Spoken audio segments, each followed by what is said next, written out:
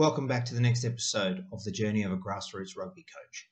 More tracksuits, less business suits. And today I'm speaking with Ollie Reid. I've known Ollie a few years through the rugby club that we used to play together with, but he's a coach and player development for one of the local basketball competitions here. He's been very successful in what he does, and he's coached and played basketball and rugby in a number of countries around the world. In our chat, we spoke about journaling and how he journals after each session and some of the advice he got from his mentors. He speaks about his coaching philosophy and about bringing in the kids that are in that middle range. And one of his big points was that he doesn't coach reactively, he just coaches consistently. It was a good chat about coaching in general. Some of it's rugby related, but it's all coaching related. So sit back, listen, and I hope you got as much out of this as what I did. And I'd like to thank Ollie for his time. What, since the second half, really, how much they've really struggled? I got into doing short journals throughout the season, game by game, or week by week generally. And they were just 3 points. And they weren't even, I've got a couple of notebooks behind me here in the office, but like they weren't huge notes, but they were just 3 points of, I really liked what I did here. I really didn't like what I did here. I should have made this sub, or I should have made this tactical change. Next time I'll do this instead. And I just started doing a lot of that off the back of a conversation with another great coach. And I found that you just get over disappointments that way because you're writing them down and you're going, all right, well, I don't need to be disappointed because I just didn't do a good enough job. Charged with finding some stability from this scrum, and he can't find it. That's a mighty shot. All right, mate. Well, let's make a start. Yep. Okay, so today we're with Ollie Reid. So just for all the listeners out there that don't know who you are, just a quick 30-second on like where you are, what you coach, and that little bit of a bio, mate. Yeah, no worries. Billy, I'm actually the coaching, player and development director at the Ivanhoe Knights Basketball Club here in Ivanhoe in Victoria. And that's purely junior basketball only that I work with. And then I'm also the head coach of RMIT men's university team. So we play in the semi-pro leagues and in the Big V for the state league here of Basketball Victoria. Excellent. So this is a little bit different than my normal guests because predominantly they've been rugby guys, but we played together a few years ago, I'd say.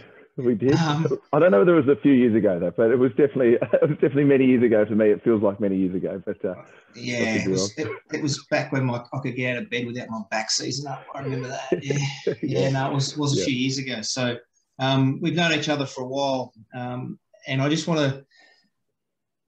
Although this is, like I said, predominantly rugby stuff, but it's also just about grassroots coaching and helping out young coaches that are at the start of their coaching journey, and just advice and tips and what it's actually like, and that feeling of shit, I don't really know what I'm doing. I mean, all that stuff that we go through. So just trying to help out some coaches, mate. Yeah, definitely. So obviously you can answer all your stuff around the basketball stuff, which is fine. I think I can find some parallels with rugby. I think we can, mate. I think we definitely can. So what actually got you into coaching, mate? To be honest with you, I was playing basketball. I was probably, 16, 17. I was quite young. And my brother's team didn't have a coach. My youngest brother's team, I think it was like under nines or something like that, back in the days when I was playing junior basketball. And they just needed someone to take the kids for training. And at the time, I was a fairly accomplished junior basketball player in a lot of elite programs. And they were like, well, you know enough. You jump in and help us out. And so I sort of just started coaching some 7-year-olds, 8-year-olds, which really is just having fun with them when you think about it now. Probably took it a bit more seriously than I should have. Herding cats. It's like herding cats. Yeah, lots of phrases. Herding cats, catching flies. There's heaps of stuff like that, and that's pretty much it. Put a net around them, and I used to put them on the court and sub them in, sub them out. And my stepfather was a coach as well, which probably helps me get involved. He was also a basketball coach at the time. Was helping out with the club, and it was just purely just circumstantial. And then I didn't really think much of it until, till I was a bit older. I'd sort of jumped in and out of coaching, sort of coaching and helping out with teams while I was playing. And it was only when I got sort of in my 20s, 23, that I actually got a real job, as my mum would call it, almost. And I was working part-time as the development coach for Diamond Valley Basketball Association. And I was going around doing clinics at schools and promoting the game and those type of things. And that's when I suddenly thought to myself, wow, actually, I could actually do this full time if I work my butt off. I could actually potentially make a living out of this. And so, yeah, kind of all sort of springboarded from there. But I reckon, yeah, essentially, like most people, I was just called upon to help my club out and felt that, like most people, the club had given me so much that it only felt right to give something back. Yeah, and I think a majority of the coaches are that way, mate. It's either I coach my kids' team or my brother's team, or I was the slowest guy to take that backward step when they were handing out the whistle at the start of the year. That's it. And most people go, mate, it's, you know, the game, whatever game it is, it's given me all this, so now it's my turn to give back. Yeah, I think so. Yeah, no, that's really good, mate. What's the biggest heartbreak or disappointment you've had as a coach? Oh, I was reading through there. It's like heartbreak for me is a tough one because I think at the time it feels very heartbreaking as a coach, but then hindsight's a great healer. You know, I think you can look at some of the biggest moments or what you perceive as a big moment for you or your team at the time. And then when you peel back the layers of that moment, it really, it's insignificant to the season. It's insignificant to the development of those players. But I think obviously anytime you lose a big game, an important game, you know, you can reel off finals and semi-finals and just big rivalry matches. I think any of those sort of games, I think you can feel pretty disappointed about at the time as a coach. But I think, yeah, ultimately, I think they're not really that great a disappointment. They just feel the magnitude of the situation feels so much larger at that point. But I couldn't really put my finger on one that really sticks in my mind, that hangs on. There's maybe a couple of finals that we've coached that maybe didn't bounce our way. And you sort of think to yourself, geez, if I'd done this or I'd done that, you know, things could have been a bit differently. But I think as coaches, we just have to move on a bit quicker.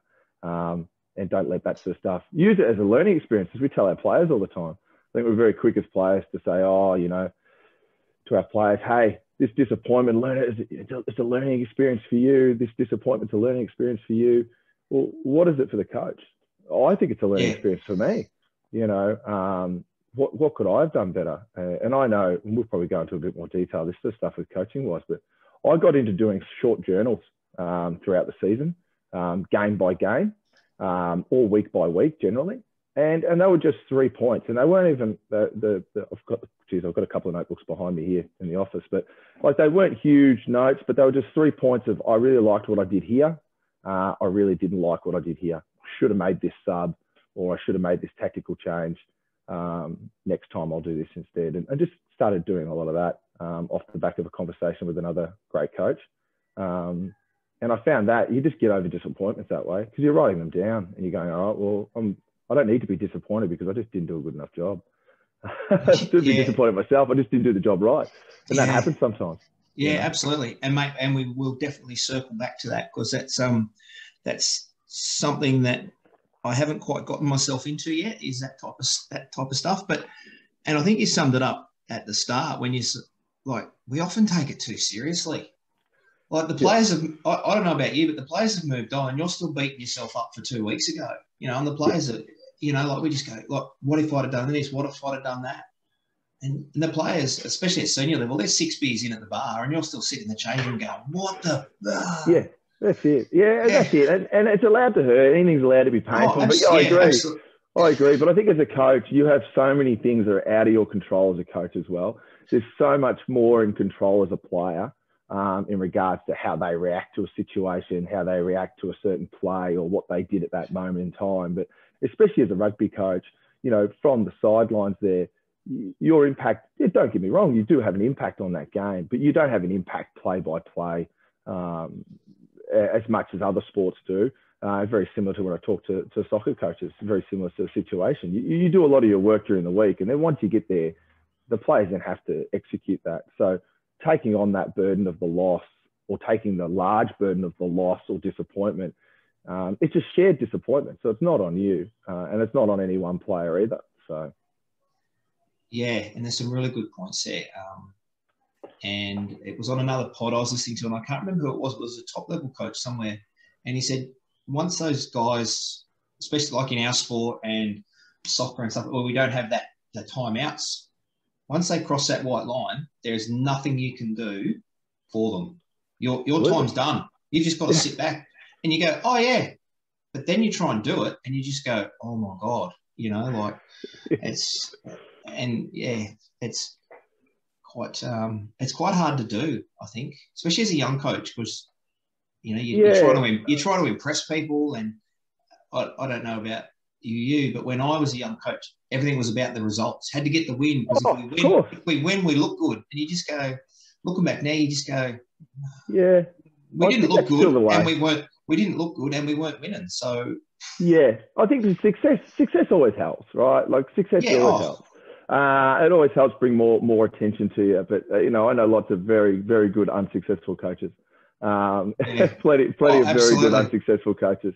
And I think, I agree. When you're younger, you count all the wins and losses. You count the close ones.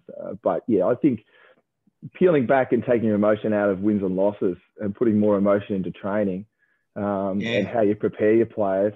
I think young coaches, I certainly, in hindsight, have sort of learnt that along the journey of coaching, at lots of levels. But yeah, definitely, and I think that makes a big difference. Big difference. And I think for me, being a scrum coach predominantly, like the team, I couldn't tell you what the score was on the weekend, but I could tell you how many lineouts we won, how many scrums we won. But did we win? Yeah, I think so. What was the score? I don't know. We got 2 scrums against the feed and a push-over try. Yeah, so exactly. Because that's my mindset. So it's a bit easy for me to step back and go, yeah, the wins are great, but yeah, it's your value to your team, what's been executed. I've been a development coach in certain programs and been a scout and looked after, game preparation and those type of things as an assistant coach at a senior level. And it's the same thing, I'm doing my role. My role is here. This is what I'm here to prepare the players in a certain area or a certain task. Yes, there's a head coach who's obviously got to overlook a bunch of things as well. But, at the end of the day, I prepare the players to play. They play the game. It's not, I don't play the game. And I think we need to, there's a lot of coaches that still think they're playing. And we need to forget that sometimes. It's not us. It's not us anymore. Yeah. And there's a lot of media that think they still play the game, but that's a conversation for another day. That's another podcast, mate. Yeah. So I want to flip that on its head, mate. What are some of the greatest moments you've had as a coach? Any time you see a minor improvement from a junior perspective, any time I see a minor improvement from a non-participant child, always brings me the greatest joy. So a child that comes into a program or a development situation and is maybe a little bit behind the others or a little bit nervous, especially in some of the stuff I do at the moment with Ivanhoe, because we're very much a community program, and watching their growth from bouncing the ball off their foot to being able to bounce the ball up the basketball court. I get so much joy out of that. It's ridiculous. And to think I've coached some really, really great athletes in my time, the greatest joy I get is actually running our small junior programs or going out to schools and just instilling the passion of the game out in primary schools, those type of things. I'll never ever get bored of that. And in fact, if I do, I'll probably go and get a job at the local milk bar and quit because that's pretty much, when I strip it back and look at why I love to coach, that is it really at the end of the day. And watching kids' success off the back of some of the stuff you've shown them, or maybe you've encouraged a child to go further with their sport than they thought they could. I've definitely had a few of those guys that have gone on to play some college basketball in the US. And I think that when I met them, they probably thought to themselves that was far beyond their opportunity as an opportunity for them. And then they've taken it further. So those sort of things are always the best joys in coaching, always by far. And the fact that I've actually, at the moment at Ivanhoe, I've got a couple of my ex-players that are now helping me out, coaching juniors. I think that's always really nice to think that I've been able to, I'm not super old, but I've been able to stay in touch with most of my ex-players, and to be able to come back full circle. I think that's unreal as well. And I think that's a good point. When they come back full circle and they finish playing, or they're still playing, and they're getting that coaching journey, and they look at you and go, that's the guy I want to coach with because he's going to teach me, or whatever. Because I don't know about you, but I've had some arsehole coaches in the past, and I actually use them as inspiration to go, I'm never going to be like that guy, and I never want to see that guy again, and I don't want to coach like him. But then, like you said, when you get those people that come back through and go, can you help me on my journey? Or I love getting a text message, on a Saturday afternoon from a coach and, an ex-player or an old assistant coach about, we've come across this situation, and a lot of it's not even tactical stuff or technical stuff. A lot of it's actually just, how would you handle this, Ollie? You've seen this, you've been here. I've got this situation with a player and his schoolwork, or his maybe mentally he's not in the game or something like that. How would you handle this? And I love that. I love that sort of stuff, and I happily pick up the phone. And likewise, I have to give a huge prop to the coaches that do the same for me. I know my old under-20s coach, Ross Clark, former state coach. I still send him the odd random message if we can't get over the hump on something, and he'll always reply within sort of 24, 48 hours and come back to me. And I've got some other great mentors as well. So, I think, I'm just as much as benefit to that as I've hopefully benefited others. So. Yeah, no, and that's a really good point, mate. It doesn't matter at what level you coach. You've always got someone that you go to. So you're not the oracle of all knowledge. Oh. And I'm the same. I've got guys I'll just send a random message to and go, we're stuck on this. What do you reckon? Or, talk to other coaches. And I think young coaches get, I don't know whether it's intimidated, but they feel like they see you as the oracle of knowledge, and they don't want to look stupid to ask you something. Yeah. And I think that sort of can stifle some good young coaches out there that want to learn and just I don't know what it's like in basketball, but I know with rugby you don't necessarily get invited to stuff, but if you ask, they very rarely say no. Oh, basketball's pretty good. I think basketball's a pretty open environment. I think a lot of that stems from I guess our American brothers and sisters. They've got a very strong coaching association and network there, and it's encouraged. I think it's pretty good here in Victoria. We're a very strong basketball state, so I think we certainly like to share our knowledge as much as we can. And I think it's gotten better here in Victoria than it has been. But I always say to young coaches, rather than ask the question about what you want the answer to, pose it in a situation, to a coach. I think that sometimes for me, if I don't really know how to ask that question directly, I might sort of say to that coach, hey, bully, if you were in this situation, what would your ideal be? You're down 3, 10 minutes to go. You've just been called a penalty. What are you thinking here as a coach? Are you going to go for it here? Are you taking the kick? Are you going for the line out? What's your thoughts on this situation? And then the best bit about when you ask a question, bully, is just shutting up. And just listening, right? And just letting them go, and just take notes on that. And I just think I'm more interested in how coaches react to situations, how coaches deal with different players, types of players, social situations.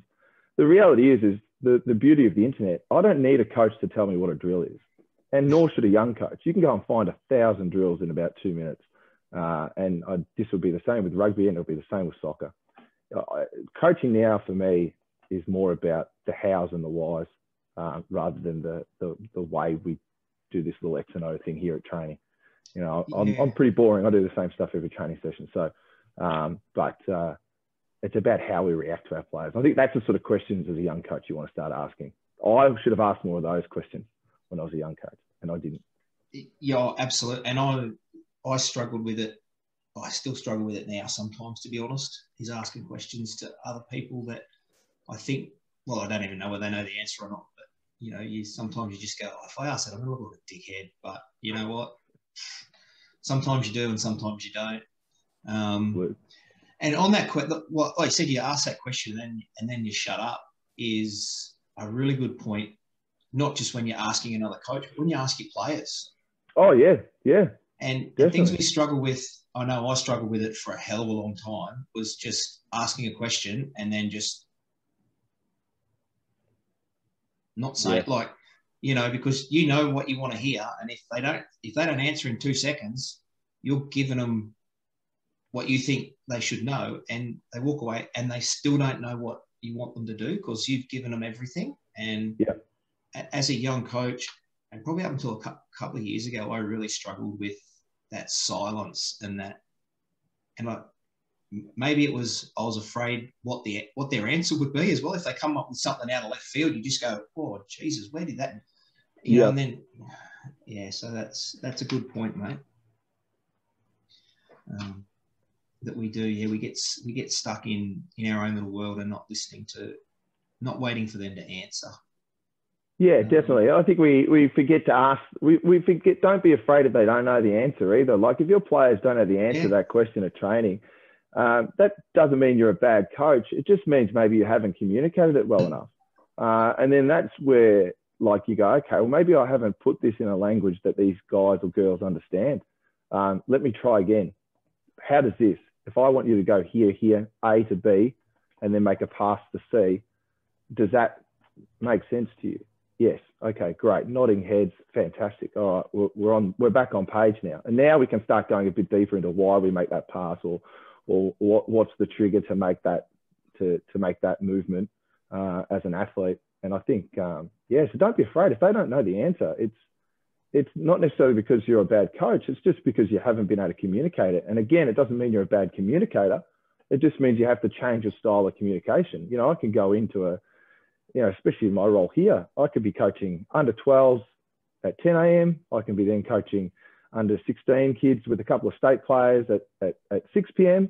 And the communication and the language is totally different. To talking to parent coaches at one point about what they can and should do with their players, to talking to experienced coaches with probably vast more experience than I have, and talking tactics with them. So, my communication has to evolve throughout the day, not just in that moment. And I think that's the same thing as our coaches.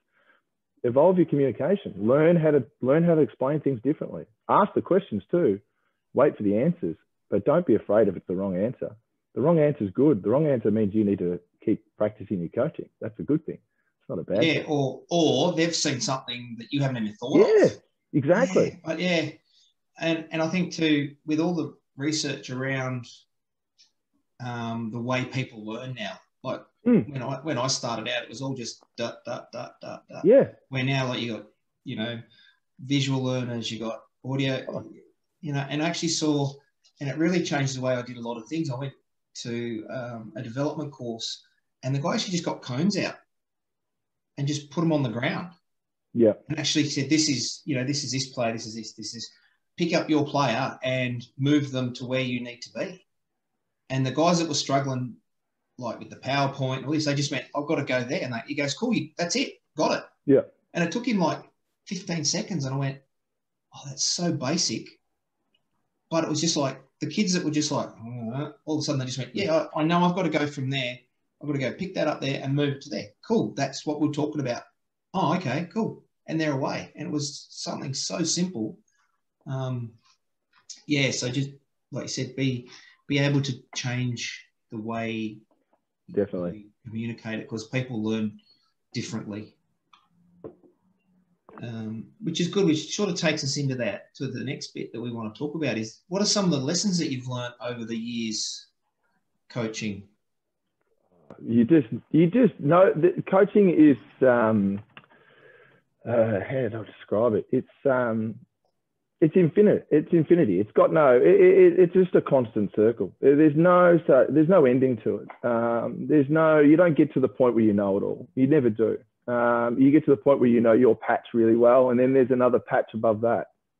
I think that to me is probably the biggest thing. And I know everyone always talks about, continuous improvement and you don't know everything till you know everything and blah, blah, blah, all this sort of stuff. But it's so true. And I think when you're 23 and, you're 25 and you're 26, you kind of believe it, but you don't believe it. When you're 30, you kind of do believe it, but you're still hanging on to the fact that you still know a fair bit. And then you just get that little bit older and you just go, actually, I don't know anything. I don't know what I know anymore. Like, what I know is what I know. But I think also you end up working out, what works for you. I always attain a great quote that, you coach the league you're in. Always coach the league you're in. You can sit around and I can watch 1,000 videos from the NBA, but I don't coach in the NBA. I coach in the EDJBA. And I don't have guys that can jump outside the key and dunk the ball. And likewise, when you're coaching scrums, right? You don't have 1,000-pound packs. It's you've got your group, depending on where you are, with juniors or seniors, and you've got to learn to coach them really well. And yes, you'll take some things from other areas and you'll bring them in, but you've got to find a way to make that relatable to the situation you're in. Not just think, oh, I'm going to be Brian Gorgon. I'm going to be Brian Gorgon right now. That's who I'm going to be as a coach. I'm going to do everything he does. And it's like, yeah, but he works with the best 12 athletes in Australia. He doesn't work with, little Tommy, little Joe, who are an under 12s who actually really don't know what they're doing. And you need to teach them properly. So I think, coaching the league you're in, understanding that it really never ends, but you're allowed to collect information. You're allowed to still coach within where you are and build your portfolio, as I call it, of knowledge. So I'm at Ivanhoe Knights. It's a domestic program. It's a large community club. It's a joy to coach in. There are bits of my coaching that I can use and there's bits I can't use, but I'm still going to continue to grow that. I'm still going to continue to talk to other coaches and grow my knowledge of the game and grow my network as well, personally and professionally. But never stop. But don't think that just because you're doing this stuff that you can't use it yet doesn't mean you won't use it. You might use bits and pieces of it, but just collect it.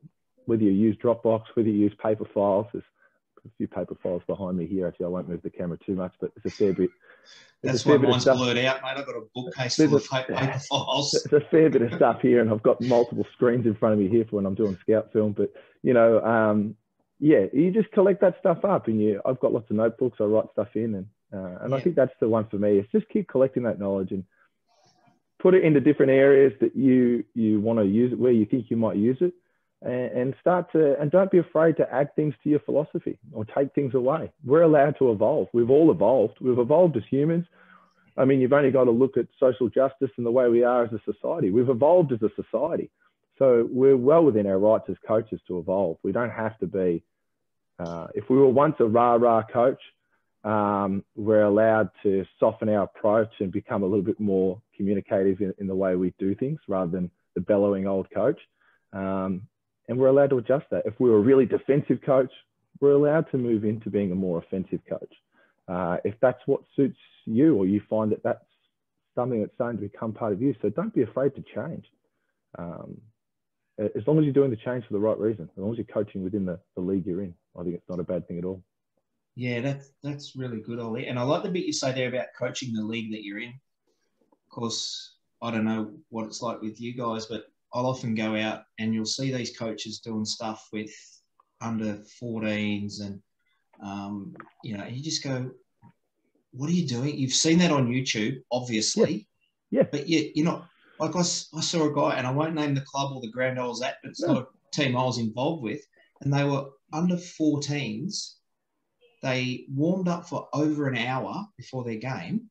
They played for like 40 minutes. They warmed up for an hour, and 20 minutes of that, they practice rolling mauls at under 14 level. I'm sitting there going, what the? Yeah. And they didn't do a rolling maul all game because the hooker could only hit literally the first player in the line out. And I'm just going, you've just wasted 20 minutes of something that you could have actually been doing constructively.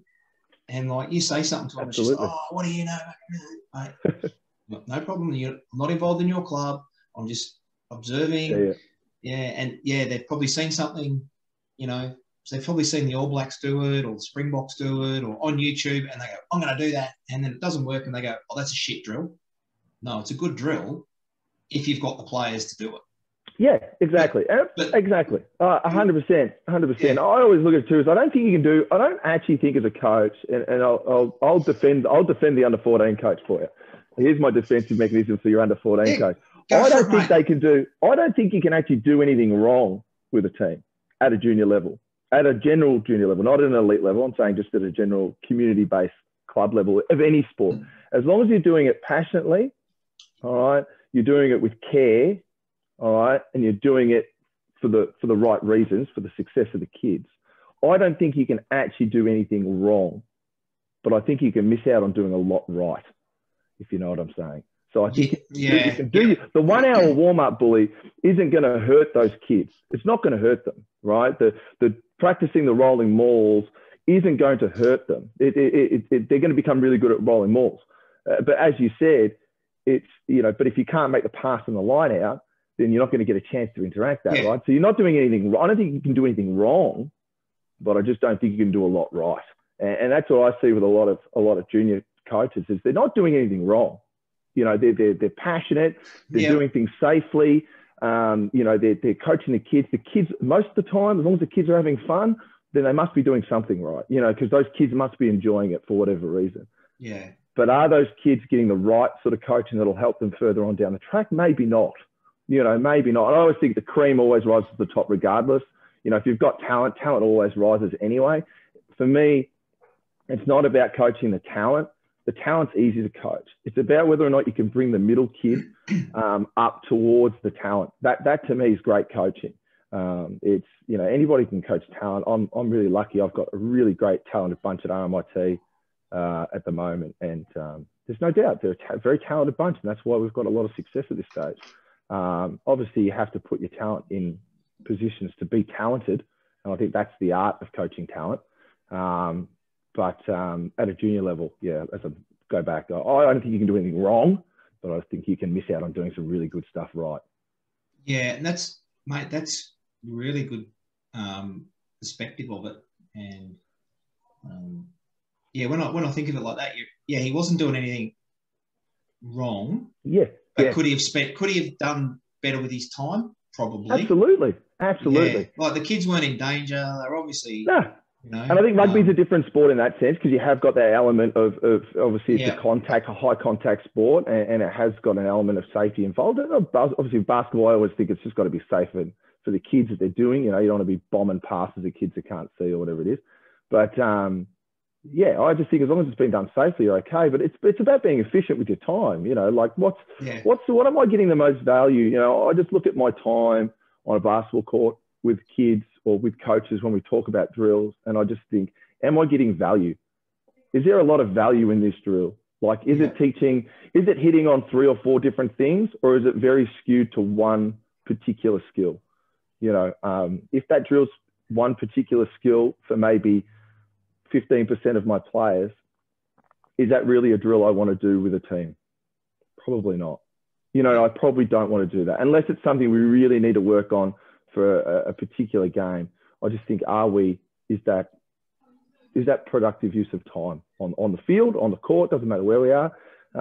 Is that a good use of time? If we did a different drill that could incorporate that plus B and C, is that more effective from a skill perspective? Probably, and that's how I try to, whenever I talk to younger coaches or I talk to parent coaches, that's what I sort of try to say to them. Have a look at this drill. We can look at this drill from both sides, a defensive and offensive point of view. You can coach this, or you can coach this, or you can coach both. It doesn't matter. And I think that's when we start to really look at, expanding our coaching a bit more and getting into the right areas for the kids and for the athletes. Yeah, no, that's good point there about coaching both sides of the ball if possible. as much. Mate, I know when I started, even as a player, it was like, you train this side of the ball, then you train that side of the ball, and the only time they come together is in a game, and you just go, that guy can't tackle because he stands there for 2 hours with a hit shield. He's not actually give him a hit shield, he'll bump you all day. Yeah, no, that's And I think rugby's evolved slightly more that way in the last probably 4 or 5 years. Is around that game, like I think they've looked at like the soccer and the basketball and stuff like that, where you can do both sides of the ball. You can now run an attack and a defense drill together. Yeah. Or like do bit of defense here, bit of attack, and then run them against each other. So no, that's really good. That's the way our game's changing anyway. Mate, I want to circle back. You mentioned about your journal. I know a lot of coaches like do that reflective stuff after a game and after practice, and there's an unlimited amount of ways that you can do your own reflection, and most coaches will have the way they do it. Just give us a quick little rundown on what that process of journaling. Is that part of your reflection, or? I think it's just look. I took the plunge probably a couple of years ago, and so I said, look, actually, this is what I want to do. This is I've been in part-time coaching roles and supplemented with other income elsewhere, and worked with teams here all over the place. And, been in sport, been involved in sport at a marketing level and all over the shop. And I used to run sporting facilities. I used to run gyms and that sort of stuff as well. I thought, actually, no, coaching is what I want to do. I think I can be good at it. I think I can be successful. I don't get to determine that success, but I think I can. But how can I make sure that I'm being a good coach all the time and always getting better? And coaching is pretty lonely, I think.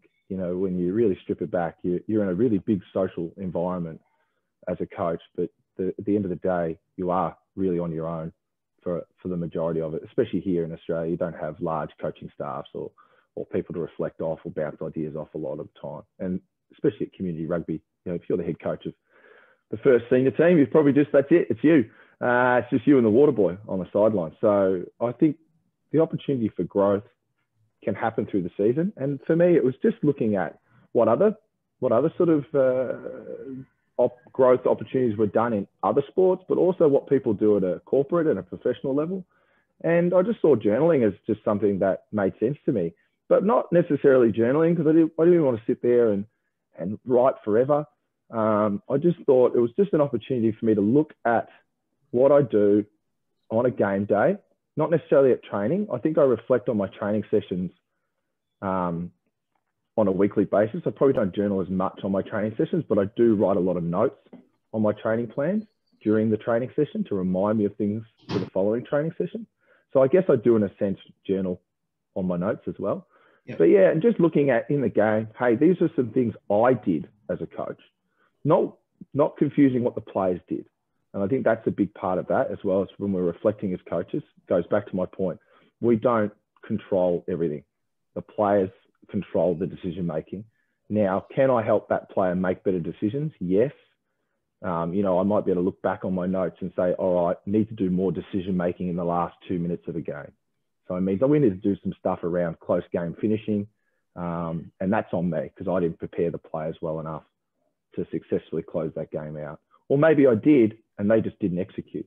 And that can happen too. I had a game recently where that happened, where we just didn't execute very well in the last 2 minutes. I don't think it was anything on me personally. I thought I stayed calm. I stayed in the moment. I drew up the right play. We just didn't execute it. And that happens. I can't reflect negatively on that, but I have to look at those sorts of things. And just looking at 3 points, 2 to 3 points each on both sides of it, saying, okay, called a timeout here. This is what I spoke about the timeout. Did I come out of that timeout with a play? No, probably should have. Came out with lots of instruction, but not a lot of direction. These are the things I spoke about. And then likewise on the other side, should have called a timeout, maybe should have made a substitution there. Maybe tactically we should have done this. Maybe tactically we weren't prepared for the opposition to do this. Is that something we thought the opposition would do anyway? Maybe not, maybe yes.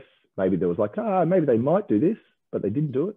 But we should have known about it anyway. and just writing those notes down, and then just having a look at them 48 hours later, or just before I go into my next game.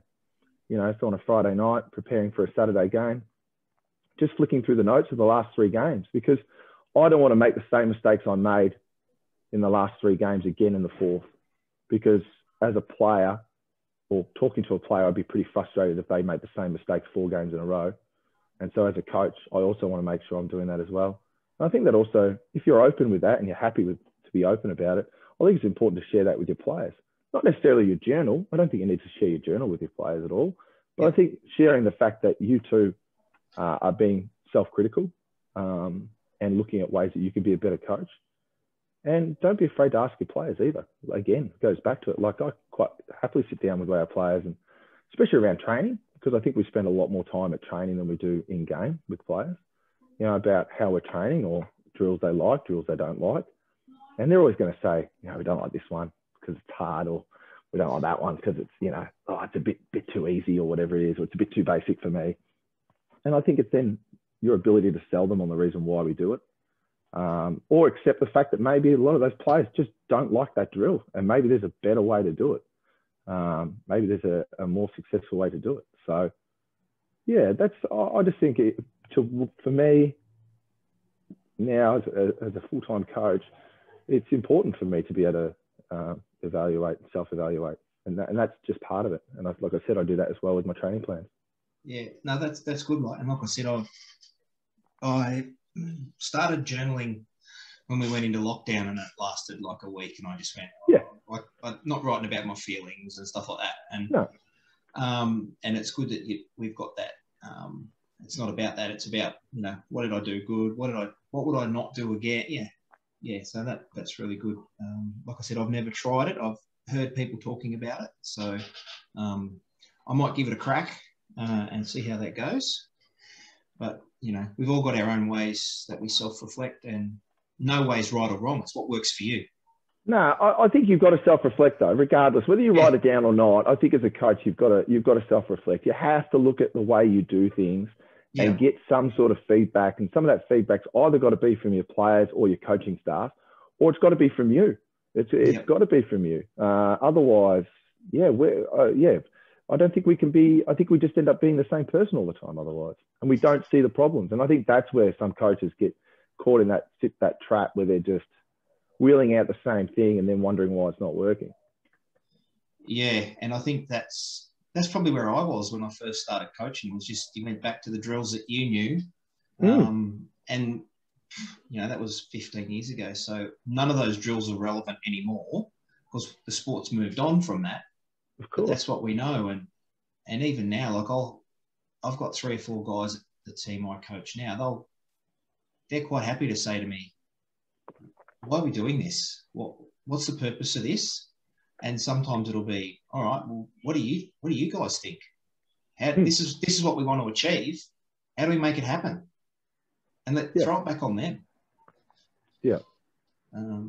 So that's being that, having them as a sounding board too, I think. Yeah, and it's picking the right moment to have that conversation with them. Absolutely. You know, you're not having that conversation during training. No. You know, I'm not discussing drills while we're doing them. No. We could, you know, and truth be told, I'm not talking after training either. I tend not to talk to players after training in too much detail. Obviously, I do talk to my players after training. But I'm not going to sit around and I think having anything that could potentially be an emotive conversation after training is asking for trouble. I think in a sense. I think because endorphins are quite high, things are very fresh. I think it's always good to have that chat before training, or you know, outside of training if possible, with your players. You know, over a coffee, over, you know, on the phone, however that works for whoever that player is. But I try to make a point of having conversations with players as much as possible, and asking them, and again, asking questions and shutting up, and letting them talk. Yeah, because sometimes I'll actually go, well, if we do it this way, and you go, oh Jesus, I never thought. Yeah, that's actually going to work. Let's try it. Yeah. No, and I think that's it. You know, I've got a team at the moment, RMIT men's team. Like they like to compete. They love to compete. Yeah. And I know everybody will say their team likes to compete, but they want to play for points. You know, Yeah. they don't want to do drills for 10 minutes. They want a winner and a loser. You know, that's what they want from training. And that's very different. You know, I must admit, that's very different for me. You know, that's not, I've had drills where it's like, yeah, we're just going to go through this drill and we're going to learn to do the action or the process really well. And the outcome is that we get better at it. Whereas they're like, yeah, we don't mind doing that, but we want to score. You know, we want it to be offense versus defense. You know, we want losers to run. You know, we want some sort of short, sharp penalty in there to encourage us to fight a bit more on defense or to focus a bit more on offense. And I love that feedback. I was like, that's fine. So, you know, I would say now, geez, you know, 90% of our drills have a winner and a loser, you know, and we keep score. We might keep score over 3 drills in a row and then add up the scores after 3 drills. We might do it. Each drill has a score and losers run on each score. I found there was a period of time in the season where we were running a lot and I was slightly worried the training was getting a little gassed because we had so many guys doing the drills and that's the stuff. But then, you know, that's changed the way I look at things now. We have, you know, we sort out our teams into 2 separate teams before training, but we don't stay in those 2 separate teams for the whole of training. We mix it up depending on the situation we're in or what we're trying to achieve. Defensively or offensively. I might make one team really small, one team really big, or an even mix, or a fast team versus a slow team. Just all those different types of situations throughout training. Guys are constantly changing training shirts from black to white all the time as they go through. But at the same time, I think it's fun. I certainly enjoy it as a coach, and I don't think I'll change from that. I think actually it's again, you go back to changing your philosophy. I've actually really enjoyed that, and it definitely makes training more fun. That's for sure. And yeah, when it's fun, it's an awesome place to be. Yeah. Yeah.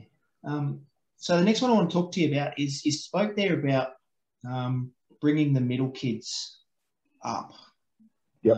And I think it's an issue that all coaches in all sports, especially at the grassroots junior level, how do we keep, you know, the next Paddy Mills occupied when you've got this kid that, you know, can't catch a cold in the middle of winter if you throw the ball at him? How do we keep these 2 kids?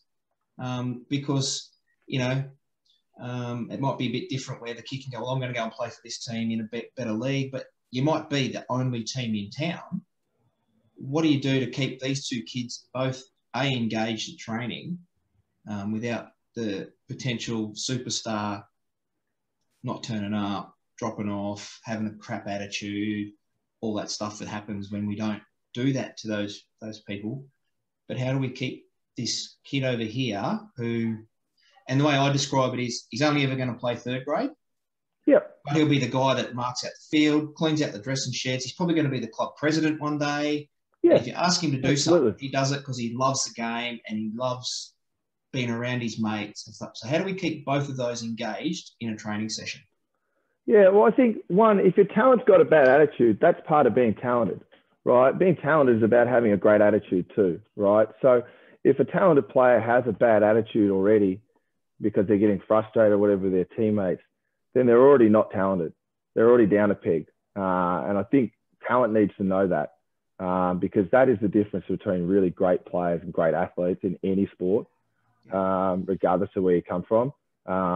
That's the biggest difference. You know, I've got to spend some time around Melbourne Victory women's soccer team for a period of time, probably 5-6 years ago now. And there's some super talent in that team. There was some Australian players in that team. And then there were players that were very young that had just come up through the ranks. And there was no difference in attitude. The attitude was the same. The ones coming up through the ranks were just as excited to be there as the ones that were playing for Australia, as just as excited to be working with those younger players. And I think that's obviously at a senior level, but I think, yeah, as soon as you tell me that talent is getting frustrated, they no longer become talented.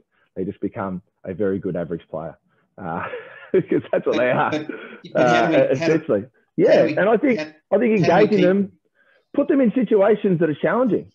Talent wants to be challenged. You know, put them in a weaker team, but ask them to not score tries. You know, put them in a weaker team and put caveats on the game where you've got to make 2 passes before you score. You know, maybe put them in a team with another slightly better average player during scrimmages. Challenge them to score from different areas on the court or on the field. Those type of things. Teach them a new position. Why not? Especially juniors. Why wouldn't you teach a kid to play, you know, a bit of this outside forward, inside back? Doesn't matter. You know, it's the same thing with basketball. If I've got a player that's a tall player, why wouldn't I try to teach them how to dribble and shoot the ball as well? You know, like, it's not just put them under the basket all the time. I think you need to keep them challenged. And I think that's actually pretty easy to do, I think, personally, but maybe I'm wrong. I think challenging them is the easy bit. It's then bringing the others up along and showing them as well. And I think it's putting some time into them.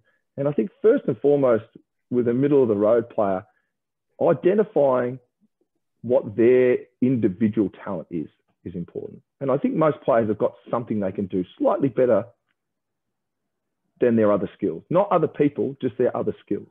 You know, maybe they've got their 4 skills. For basketball, obviously it's shooting, dribbling, passing, defending. You know, maybe they've got a skill there that they're slightly better at than their other skills. Maybe it's just dribbling the ball. Maybe it's shooting the ball. Well, encourage that skill. And again, good coaching is putting those talents in positions to be talented. Can I put that average player or that middle of the road player in a position for them to be talented or to be of use to the team? Where can I place them on the field? What sort of combinations can I put around them to help them? And the same thing with the talent as well. I know there is some great talent out there that will just win you games off its own back, but I don't think there's that much of that talent around. I think that's pretty rare. Maybe at a junior level, because the skill level and the defensive skill level is different. So you can have an exponential talent that can take over a game with size and strength.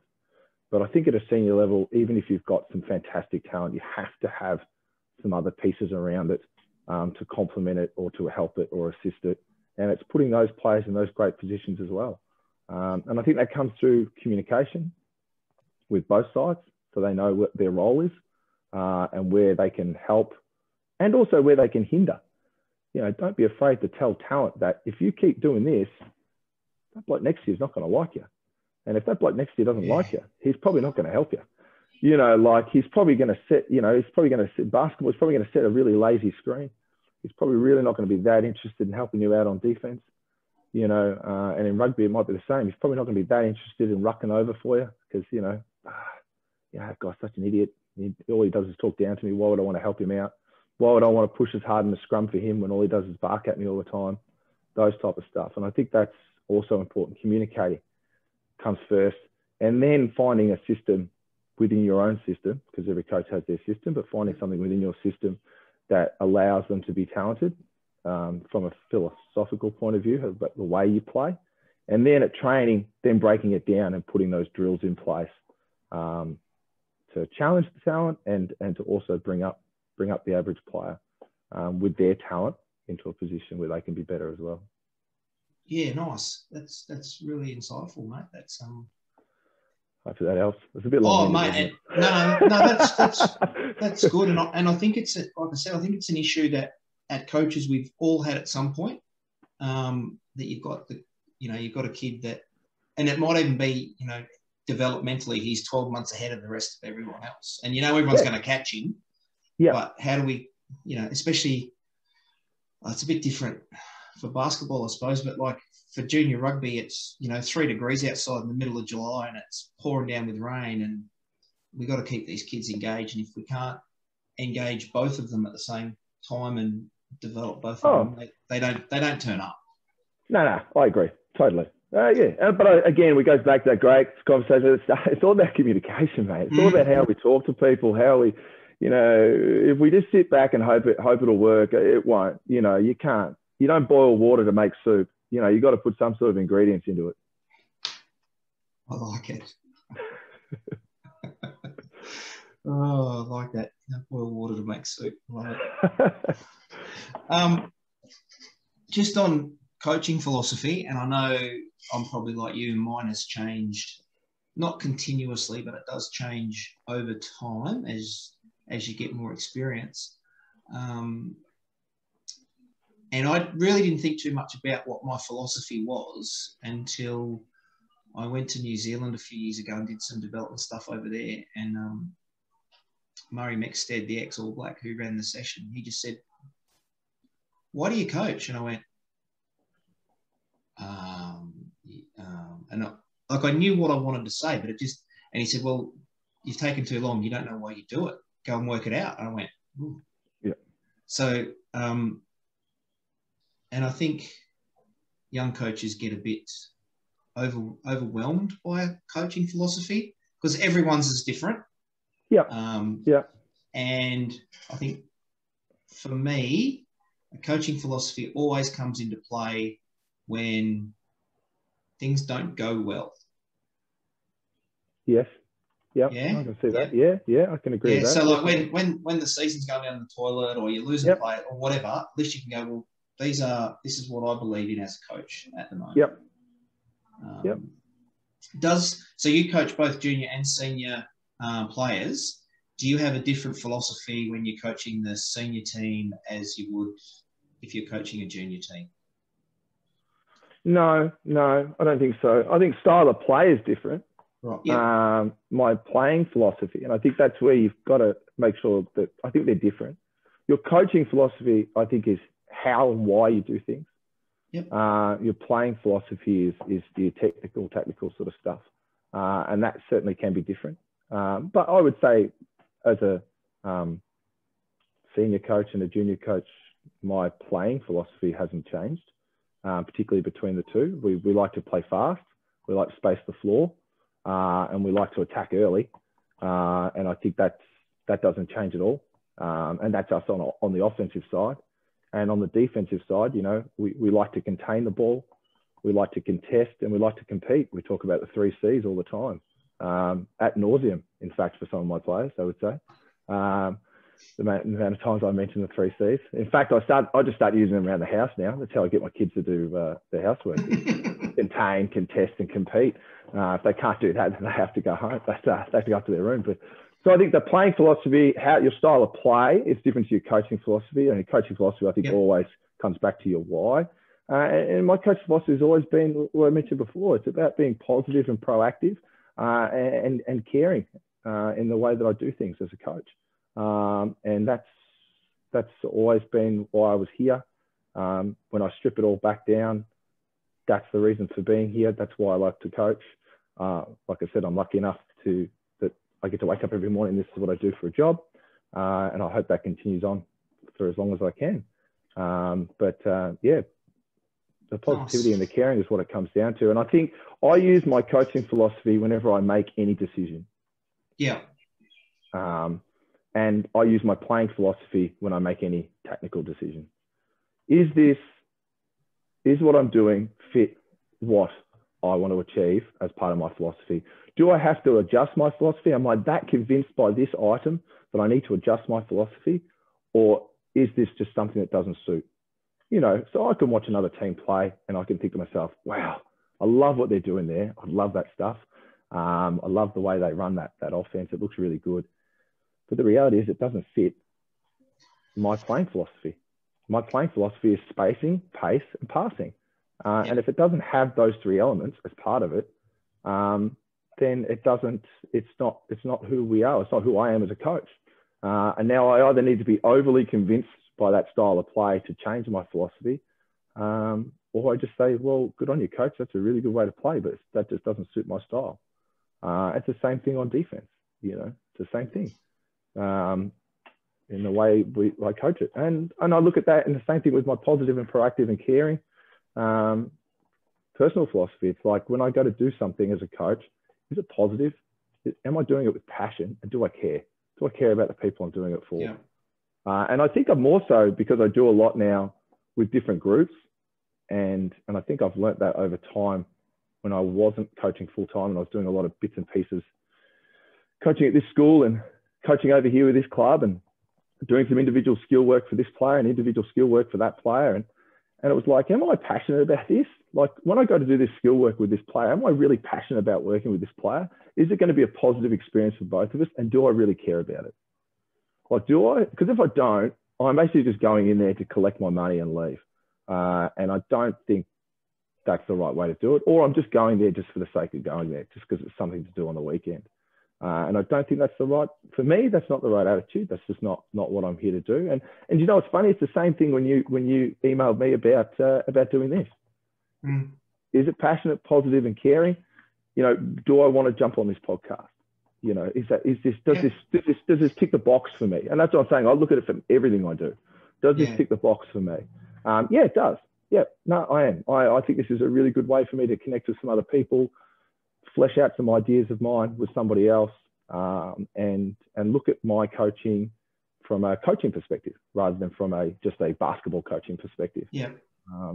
You know, and I think that's when you look at your philosophy. But don't spend too much time on it. That's what I say to people.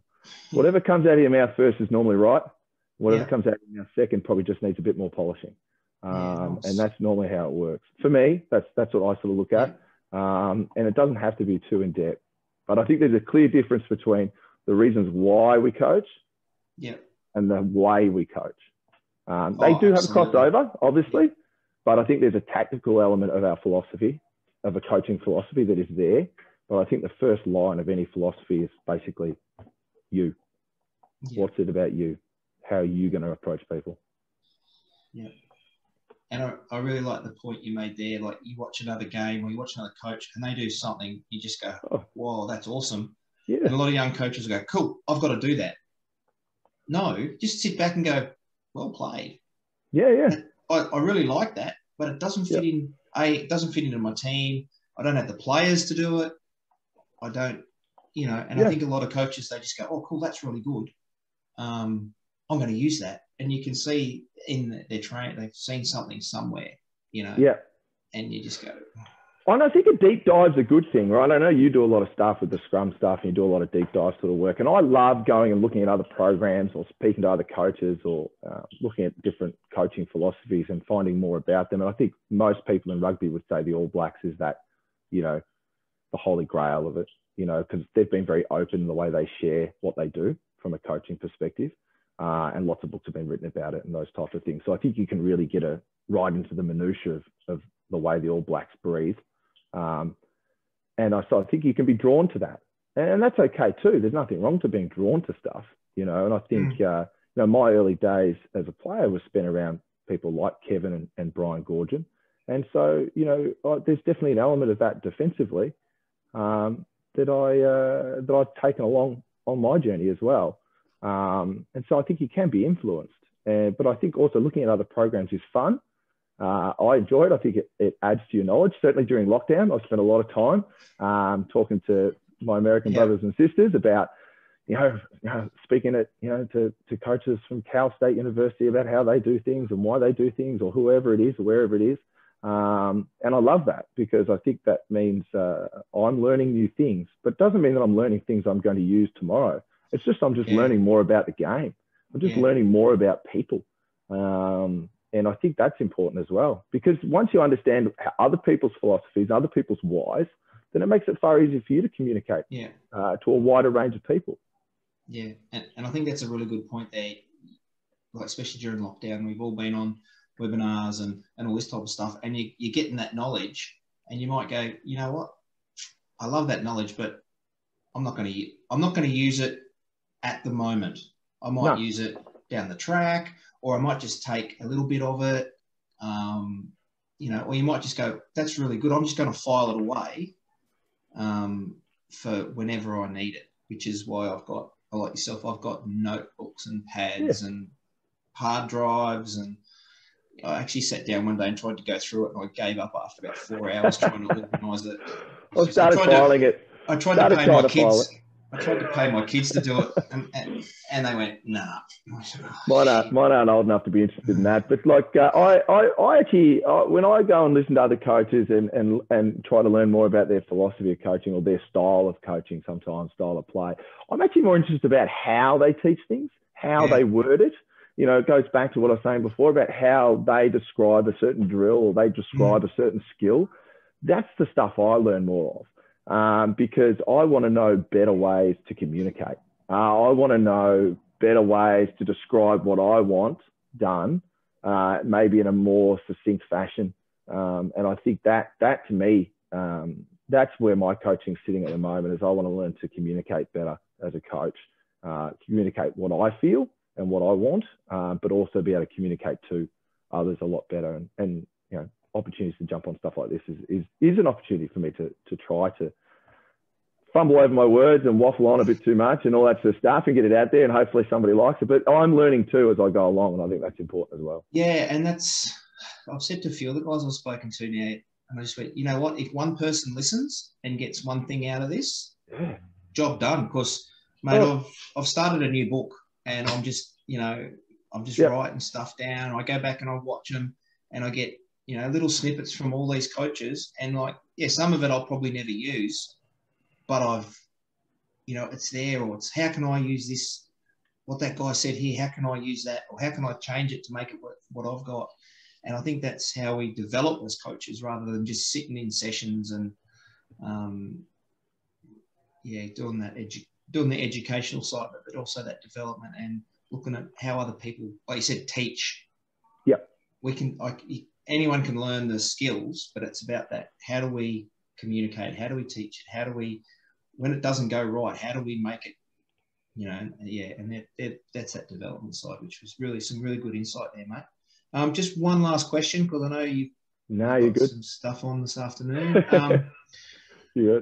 So thinking back to that young fella that was coaching your young blokes, your younger brothers' team that first year, if you were to go back now and talk to that young Ollie, knowing what you know now, what would be the advice that you'd give him? Don't coach reactively.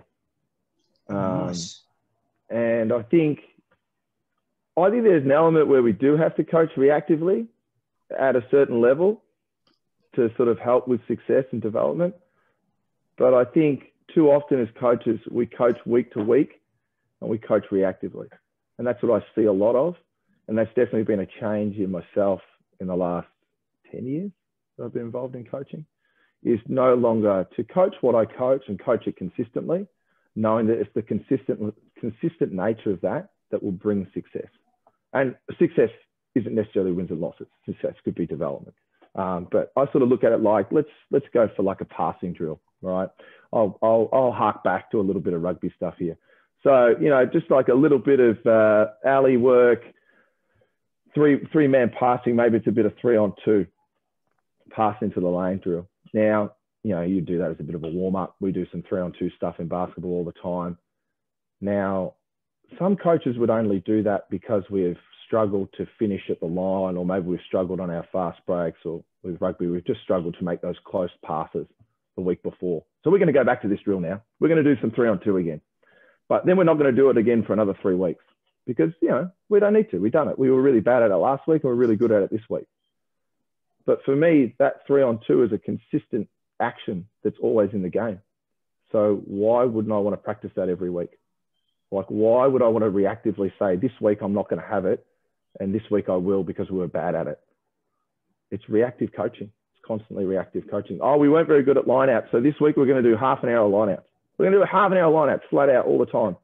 Well, why wouldn't we just have lineouts as just part of our training regime? Yeah. Constantly. I laugh, you know, about, and fun. I was not that pre-lockdown, obviously we're in lockdown at the moment, but was having a beer with a couple of old Eltham rugby guys I played with back when we won that premiership. And I laughed. We only had 2 lineout calls. We had 2 lineout calls all year. Yeah. Yeah. That's all we had. But we used to practice them every single Thursday, even though there was only 2 calls. We used to practice the same 2 calls every single Thursday. It wasn't reactive coaching. We just worked on those 2 calls all the time. And so we became very, very good at them. And I think we can be very reactive as coaches. And my suggestions, especially to junior coaches, is don't coach reactively. Just coach your kids, coach the skills they need. And obviously you're going to emphasize certain parts of the game based on the weekend's results, you know, and maybe with a line out, you're always doing line outs. You're always going to be doing line outs at training, but maybe your throws to the back weren't as strong the week before. So maybe there's a little bit more focus on that, but you're not just bringing in line outs this week. You're always doing it. You're just maybe talking a bit more about how we're throwing to the back, or maybe our movement and our shuffling just needs to get a little bit sharper. But we're not just bringing that drill in this week because we weren't good at it. We're doing it anyway. And I think that shows, I don't know, for me, it just shows a consistency level with your team. It gives your team time to get better at something. And I would rather see my team be really good at something than be really patchy at everything. And that's there. That would be my thing. Don't coach reactively if you can avoid it. And obviously, like I said, there are times where you've got to. You've got to coach reactively. You're playing a big game. You've done your scout on whoever it is, and you've got to prepare for this team. Of course, you're going to work on, I don't know, grubber kicks or long kicks or whatever that is that you don't normally work a lot on at training. But because it's a final or a rivalry game, you're going to work on those things. But I think there has to be an element of our coaching where, 95% of it we just do anyway. We're always doing a passing drill. We're not just doing more passing drills this week because we were bad at it. Yeah. No, that's a good point. Yeah. And yet, when you look at the way our sessions are structured, and they're pretty much, we do, like I said, we're doing the same but like I said, okay, this week we just want to practice this 2 or 3 more times because of this. Yeah. But there's nothing new. There's no new stuff in the structure. No. I see it a lot in basketball. I see it a lot with junior basketball because that's how people see how they structure their one training session a week. Obviously with our senior team, we train more than twice a week or whatever. But with juniors, you only train them once a week. So you feel like you have to react to what happened on the weekend. And I think rather than react, I think we just need to adjust our focus and always have that drill. And like I said, run it 3 more times, or just talk about that bit of the play a bit more, or relate the drill back to the error. Yeah. So now there's more relatability between the drill. So, hey, you know how we've always been doing this 3-on-2 passing, guys? Remember on the weekend where we fluffed that last ball? Well, this is why we do this drill for that moment. This is why we've been doing this drill all the time. So we need to remember this when we're in this situation again. We don't do this drill. We do this drill every week so as we can get better at that moment. And we just weren't great at that moment on the weekend. Yeah. Nice. That's some good insight, mate. I really, it's given me some stuff to think about. That's really good. No, it's good, mate. Every one of these I do, I often just sit there for like an hour or 2 hours. And I'll say, what are you doing? I'm just thinking about shit that we've just spoken about. No, that's really good. All right, mate. Thanks so much for your time. Awesome, mate. I enjoyed it. I love it. Like I said, I love talking coaching, and I'll shoot my details away so people can email me and whatever. Yeah, absolutely. Send that through. I'll put them in the show notes, mate. Put them in the show notes. Happy to share some stuff. And I think as coaches, there's lots. I would say I've actually probably learned more from other teams and coaches in my journey that have given more impactful insights than necessarily basketball coaches. And that's not to say basketball coaches don't share really well, but I think I've certainly found spending some time with hockey and soccer and rugby coaches as well. I think I've learnt a lot about how to coach and it's that how to rather than want to. I think is it's how we talk to our players, how we deal with stuff. So, but thanks, Bully, mate. I love doing this stuff, worries. And I'll catch you hopefully outside of the lockdown, maybe after lockdown number 10, we'll catch up. Yeah, we might still be in lockdown when this goes to air, mate. So who knows? Oh, who knows?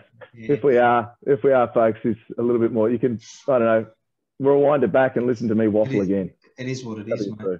It is what it is, mate. Thanks, mate. You're a champion. Take it easy. That's a mighty shot. A mighty man. Leicester have driven them off their own ball. That is monstrous.